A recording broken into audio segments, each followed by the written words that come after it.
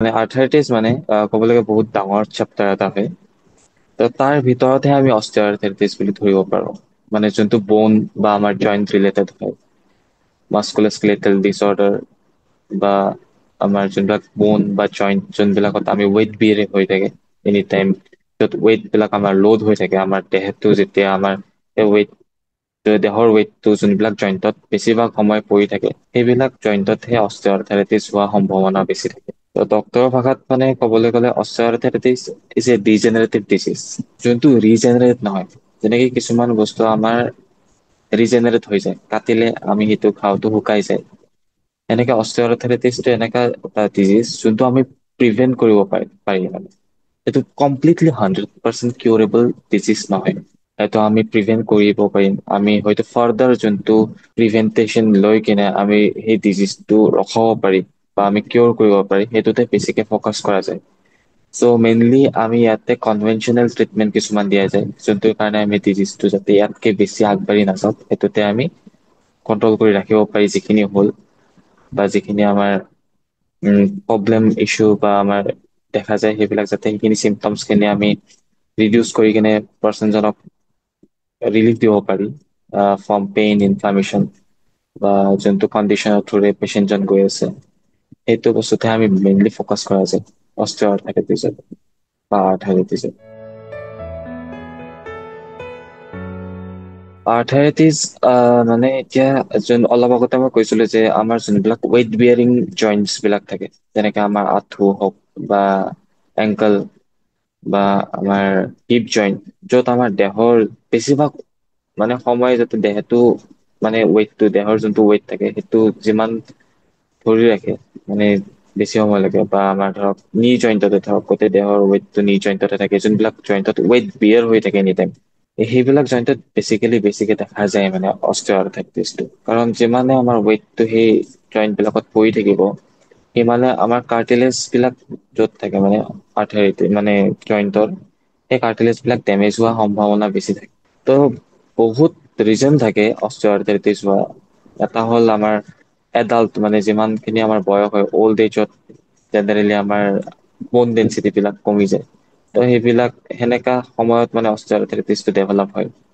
আৰু ছেকেণ্ডাৰী অস্টিঅ'আৰ্থৰাইটিছ আছে, য'ত মানে ধৰক ট্ৰমা বা ইনজুৰি হ'ল, ত' জইণ্ট গেপটো কমি গ'ল, বা যোনবিলাক লুব্ৰিকেণ্ট থাকে আমাৰ জইন্টত সেইবিলাক শুকাই যায়।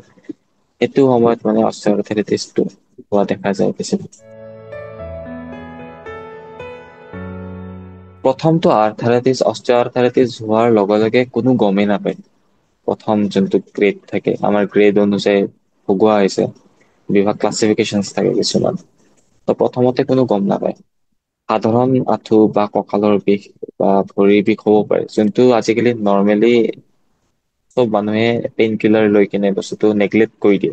ত' প্ৰথমৰ পৰা যদি গম পাব পাৰে, সেই ডায়গনচিছ চিষ্টেমটো থাকিলে হয় চাগে প্ৰথমৰ পৰা ফিজিঅথেৰাপি তাত যোৱা, কনচাল্ট কৰা, সেইটো বেছি ইম্প্ৰুভমেন্ট বা বেছি প্ৰিভেন্টেশ্যন বা কনভেনচনেল ট্ৰিটমেন্ট বিলাক দিব পৰা যায়, কিন্তু বেছিভাগ ক্ষেত্ৰতে গম পোৱা নাযায়।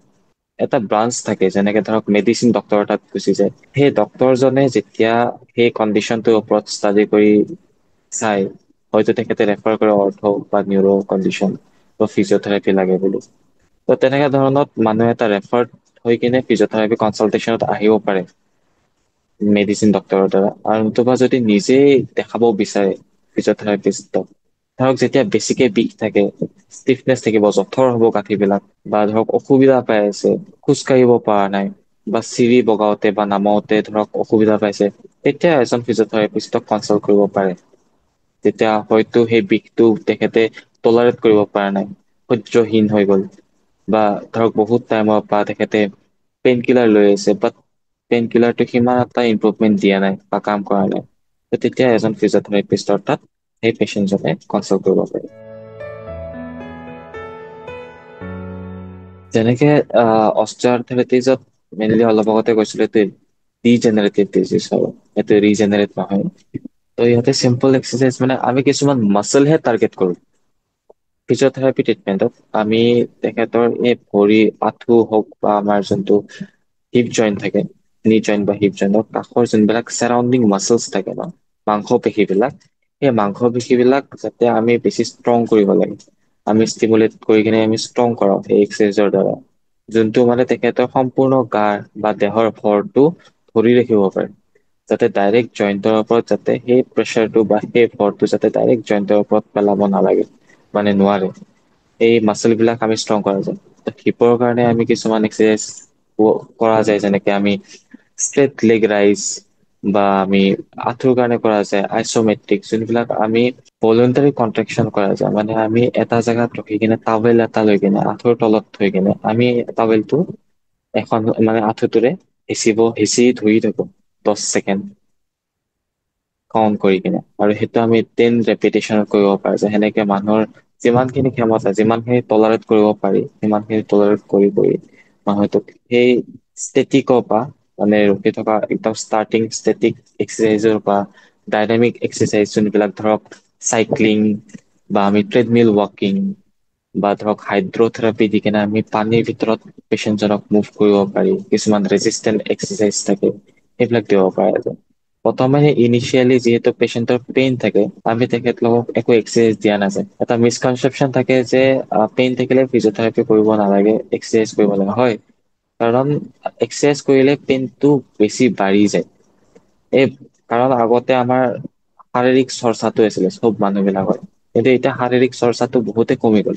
ত' ৰেষ্টত থকা মানুহ এজনে যেতিয়া বহুত দিনৰ মূৰত মানে পিছত খেলি দিয়ে বা জিম কৰে বা এক্সাৰচাইজ কৰে, তেতিয়া এটা গাৰ বিষ এটা আহে। ত' যিহেতু এজন মানুহে অলৰেডি পেইন এটাৰ লগত চাফাৰ কৰি আছে, তেখেতে এটা পেইন হৈ আছে দেহাত, তাৰপিছত যদি সেই পেইনৰ জেগাত তেখেতে ৰিলিফ পাব যায় যদি এক্সাৰচাইজ পতককে কৰি দিয়ে, তেতিয়া তেখেতৰ আকৌ পেইনটো বাঢ়ি যায়। কাৰণ বহুত দিনৰ পিছত সেই মাচলটো আকৌ ষ্টিমুলেট হয়, বা মাচল ব্ৰেকডাউন হয়, বা মাচল এটা ফেটিক আহি যায়, ভাগৰি যায় মাচলটো। সেইটো কাৰণে বেছি পেইনটো বাঢ়ি যায়, এলিভেট হৈ যায়।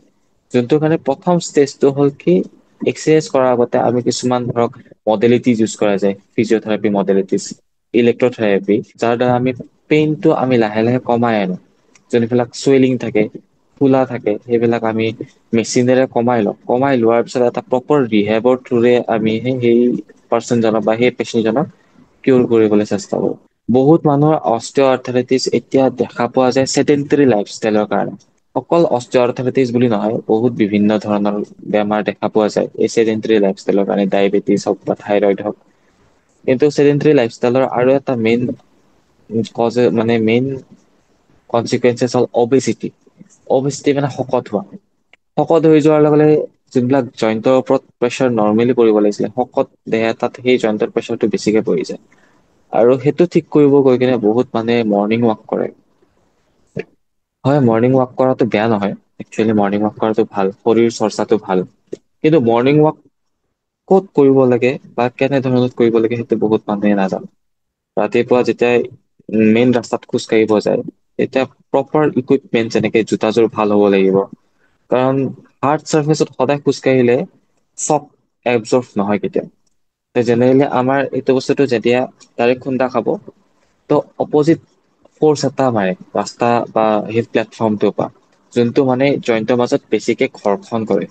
সেই ঘৰ্ষণৰ ক্ষেত্ৰত সেই কাৰ্টিলেজটো ডেমেজ হোৱাৰ চান্সেছ বেছি থাকে। ত' খোজ কঢ়াটো মৰ্ণিং ৱাক বা হওক, জগিং হওক বা ৰানিং হওক, এইবিলাক বেছিভাগ মানুহে যাতে ফিল্ডত বা গ্ৰাউণ্ডত কৰিব পাৰে, বা প্ৰপাৰ ইকুইপমেন্ট যেনেকে ভাল জোতা এযোৰ বা কমফৰ্ট জোতা এযোৰ পিন্ধি এনে কৰিব পাৰে, য'ত মানে তেখেতে কমফৰ্টেবল থাকিব পাৰে। সেনেকা ধৰণৰ এক্সাৰচাইজেছ বা ৱাকিং কৰিলেহে প্ৰফিটেবল হয়।